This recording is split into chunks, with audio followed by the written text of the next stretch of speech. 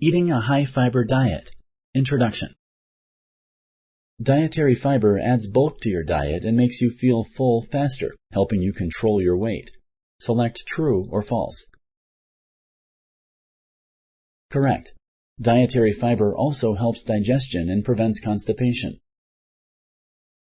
Which of the following is a food that is high in fiber? Choose one of the following options. 1. Black beans. 2.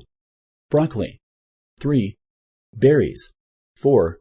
All of the above. Correct. Eating a high-fiber diet and drinking enough water can help your body stay healthy. Select true or false. Correct.